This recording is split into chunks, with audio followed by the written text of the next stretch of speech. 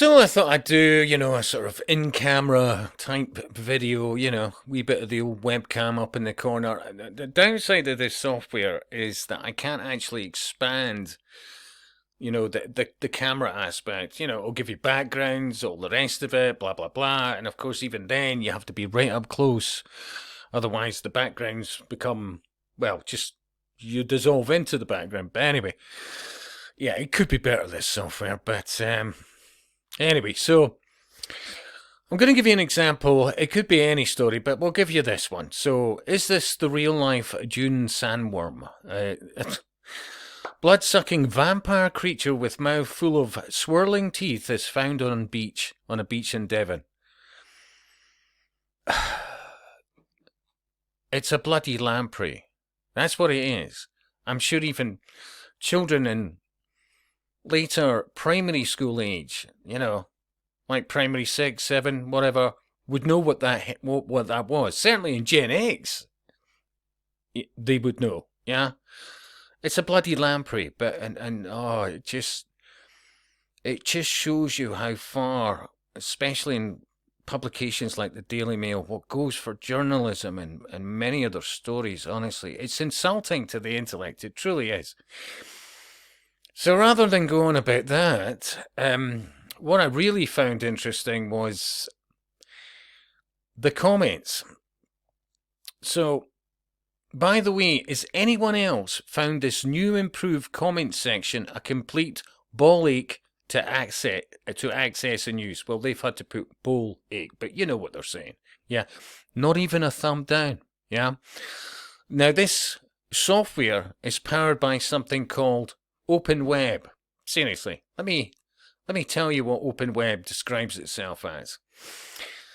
And of course, even the logo, it's like a sphincter. By the way, have you noticed CarWow has changed its logo to essentially what looks like a sphincter?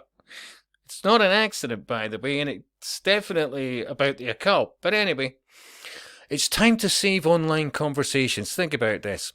There's a crisis of toxicity online. The social platforms meant to bring us together are pushing us apart.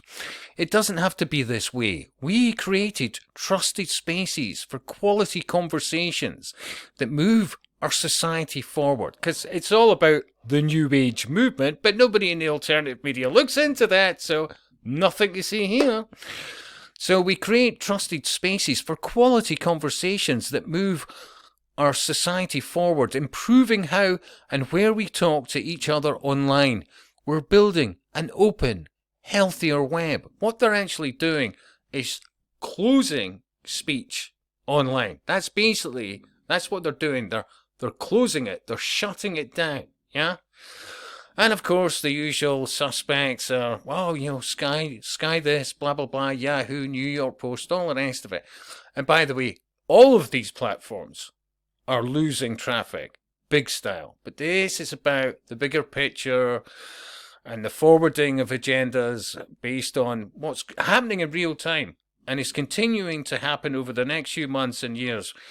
We are in interesting times now. Like, I could go into so many tangents, maybe other vids and all the rest of it, but I'm seeing some disturbing data and had some conversations with people who have said to me time frames that I'm certainly not necessarily disagreeing with them. This 2030 shenanigans, I said this. Anyway, let's get back to the comments.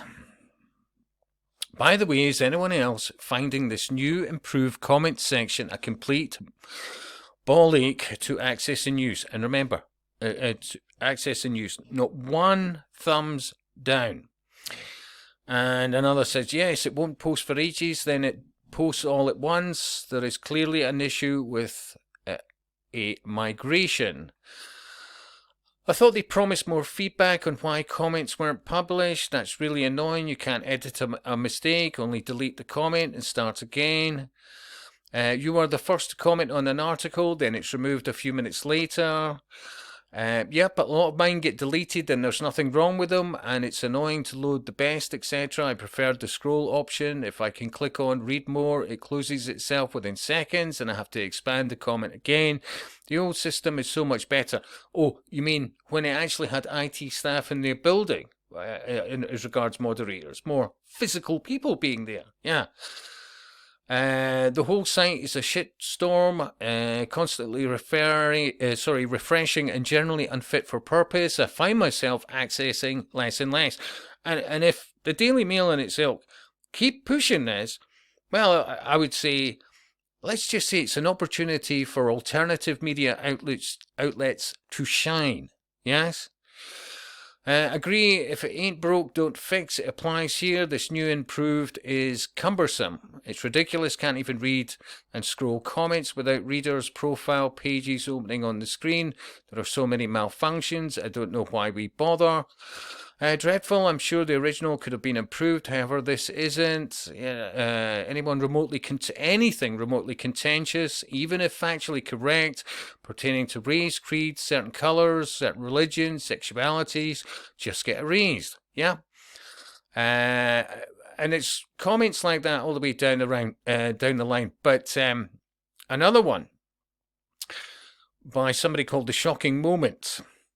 And when you get liked comment notifications, do you find their username always includes a colour like it's been fabricated?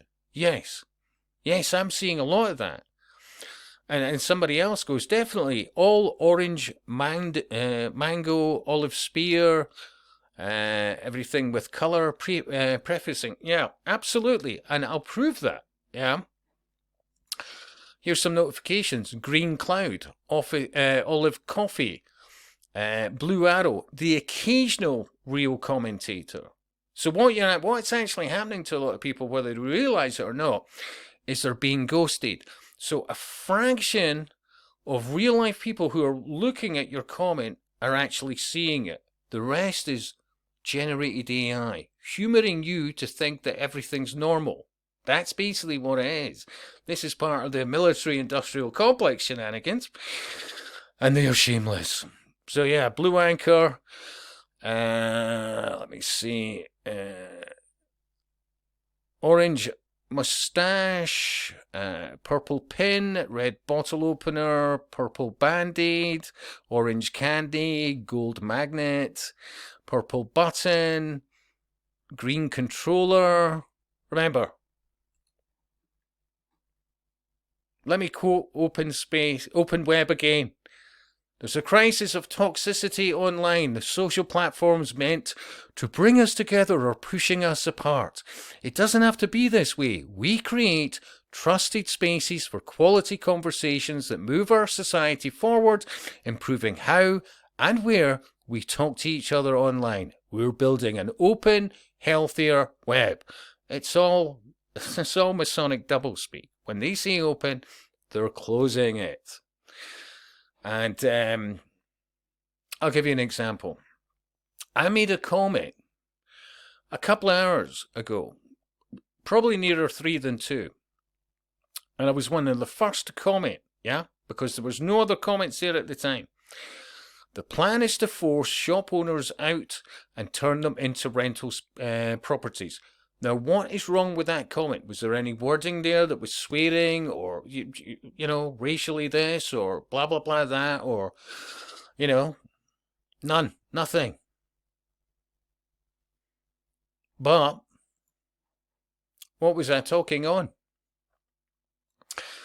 Furious new £1.2 million cycle lane kills village by crippling trade with local shopkeepers claiming people can't park outside their stores. Now, you've seen this crap over the last 15 to 20 years, worse by the year, yeah?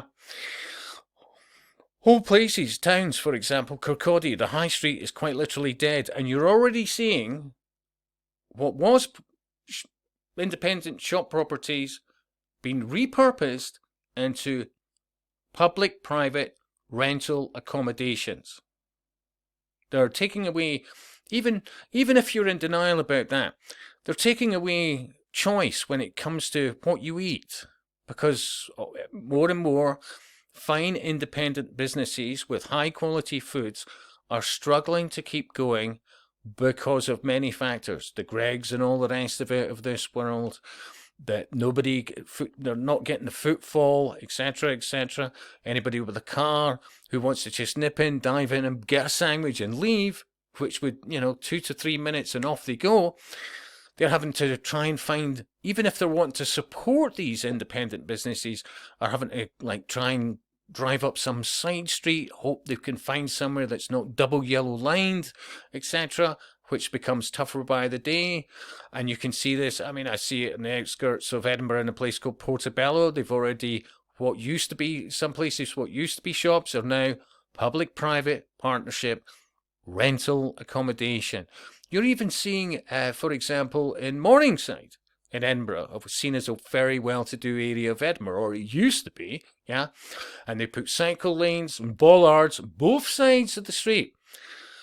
And shop after shop after shop is closing, and well, who can blame them? The rents aren't getting any cheaper. Their energy costs are spiraling, and they're not getting the footfall. So, in the eugenics aspect, when you shut down more and more options for people, their only options is to go to the corporate supermarkets full of, garbage. Even their organic section, white potato. Oh, look at the nutritional quality of that.